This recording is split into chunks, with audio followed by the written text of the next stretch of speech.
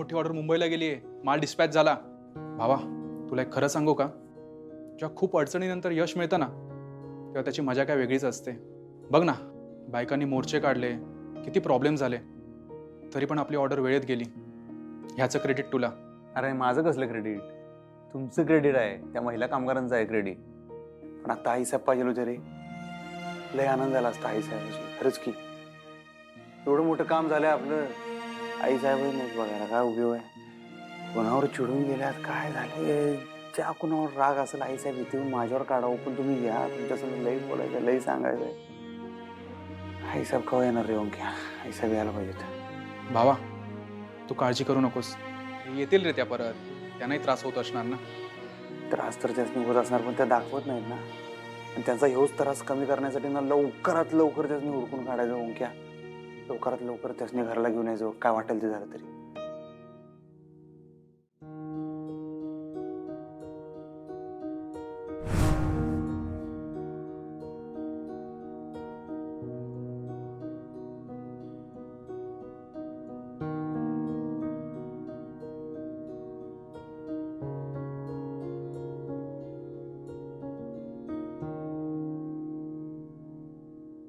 आई, तुझ्याशी बोलायचं आहे मला.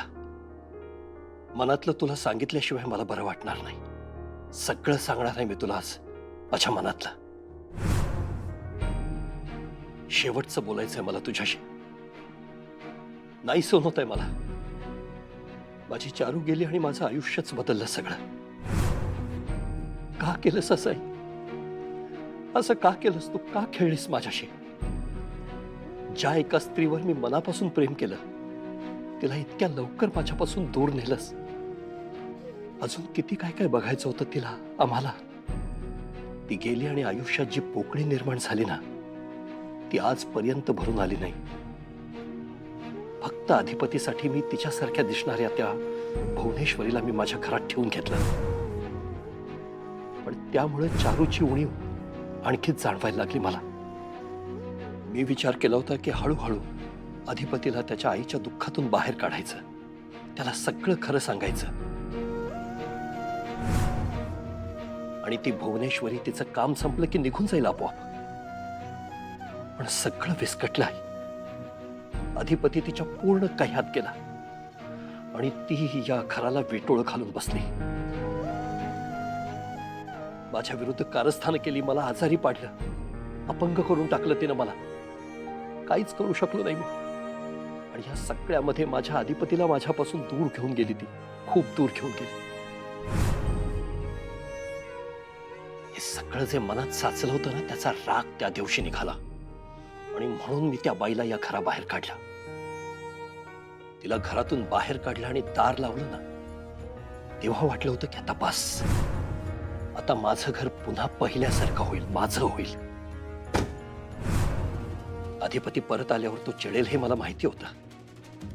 पण मी सांगितल्यावर, समजावल्यावर तो समजून घेईल असंही वाटलं होतं. पण आई, तो माझं ऐकूनच घ्यायला तयार नाही, माझ्याशी एक शब्द बोलायला तयार नाही. मला विलन केलंय त्यानं. भुवनेश्वरीला तर तो देवी समजतच होता आधीपासून, आणि आता मी राक्षस झालोय त्याच्या नजरेत. माझ्याच मुलाच्या नजरेत माझ्यासाठी तिरस्कार दिसतो मला. तो सहन नाही होत आता. अक्षराचा आणि अधिपतीचा संसार सुखाचा व्हावा, मुळात तो सुरू व्हावा, यासाठी मी किती प्रयत्न केले.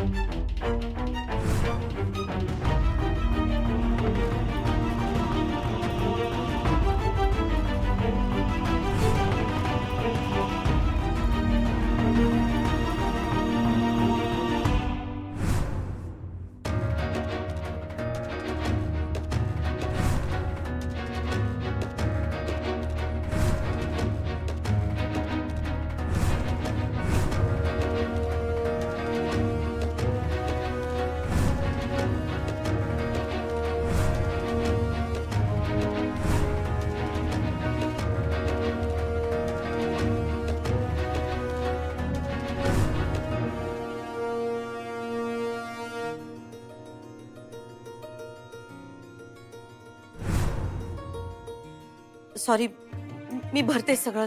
नाही नाही, ठीक आहे ठीक आहे. अहो ठीक आहे, हेच ओके. धनाजी काका, मला एक दिसलंच नाही एकदम ठीक आहे, वाटत ठीक आहे. असेल असं काही. धनाजी काका, हे हे हे आवरून घ्या ना please. मॅडम तुम्ही आत या. या आत आत या. शांताताई, बसा ना मॅडम, पाणी आणा ना प्लीज.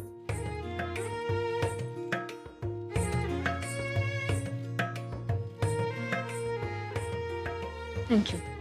ठीक आहे.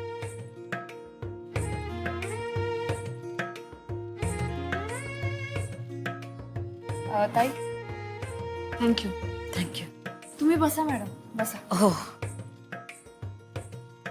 मी आलेच हा.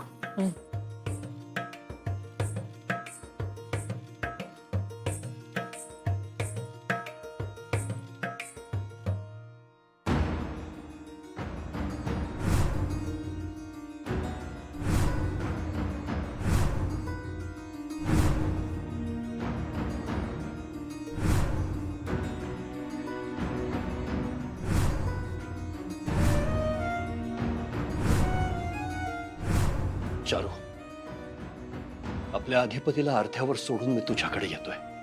मी हारलोय. आता ही माफी सुद्धा तुझ्याकडे येऊन तुझ्या समोर मागेन.